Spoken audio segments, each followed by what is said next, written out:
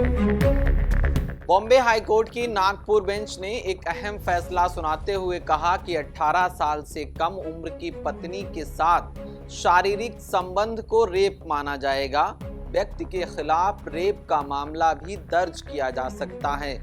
Court ने नाबालिग पत्नी के साथ रेप के आरोपी एक व्यक्ति की 10 साल की सजा को बरकरार रखा है।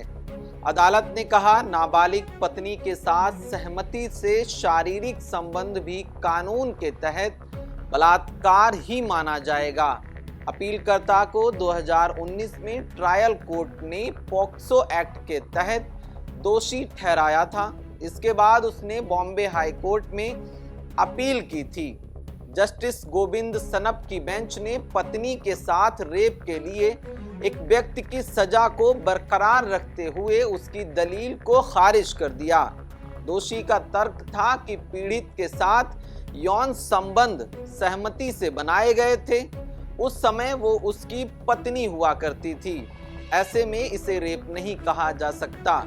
मीडिया रिपोर्ट के मुताबिक 12 नवंबर को जारी आदेश में जस्टिस सनप ने कहा, निर्धारित कानून के मद्देनजर ये बात स्वीकार नहीं की जा सकती कि अपीलकर्ता का पीड़ित पत्नी के साथ शारीरिक संबंध बनाना रेप या सेक्सुअल वायलेंस नहीं माना जाएगा।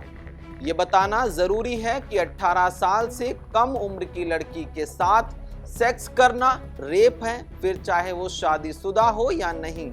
जस्टिस सनप ने फैसले में ये भी कहा कि अभियोजन पक्ष ने साबित कर दिया कि अपराध के समय पीड़ित की उम्र 18 साल से कम थी। डीएनए रिपोर्ट से पुष्टि हुई है कि आरोपी और पीड़ित ही बच्चे के जैविक माता पिता हैं। जस्टिस सनप ने अपील खारिज करते हुए कहा, साक्ष्यों की दोबारा जांच करने के बाद मुझे ये समझ में आता है कि ट्रायल जज ने कोई गलती नहीं की है। उनका फैसला सही है। मुझे उसे नकारने या उन पर विश्वास न करने का कोई कारण नहीं दिखता। पूरा मामला क्या था ये भी जान लीजिए।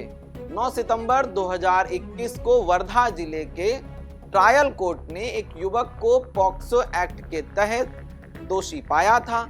इसके बाद युवक ने बॉम्बे हाई कोर्ट में अपील की। अपीलकर्ता को नाबालिग लड़की की शिकायत के बाद 25 मई 2019 को गिरफ्तार किया गया था। उस समय लड़की 31 हफ्ते की गर्भवती थी। पीड़ित का कहना था कि दोनों के बीच अफेयर था और अपीलकर्ता ने उसके साथ जबरन शारीरिक संबंध बनाए और शादी का झूठा वादा कर ऐसा करना लगातार जारी रखा।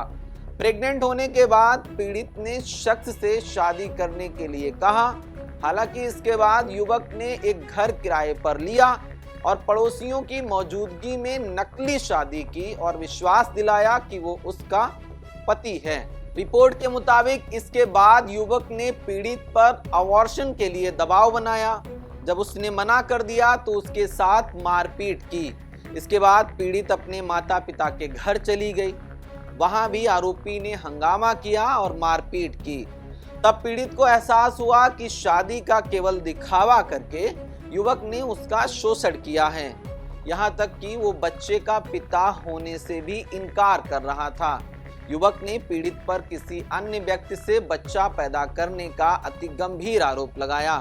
ट्रायल कोर्ट में क्रॉस एग्जामिनेशन में पीड़ित ने स्वीकार किया कि उसने बाल कल्याण समिति में शिकायत की थी। साथ ही तस्वीरों के हवाले से अधिकारियों को बताया था कि युवक उसका ही पति है।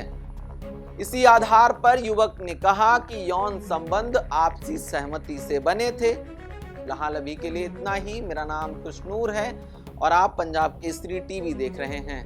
बहुत बहुत शुक्रिया आपका। नमस्कार। हमसे जुड़े रहने के लिए हमारे YouTube चैनल को सब्सक्राइब करें और नई वीडियो की नोटिफिकेशन के लिए बेल आइकॉन को दबाएं।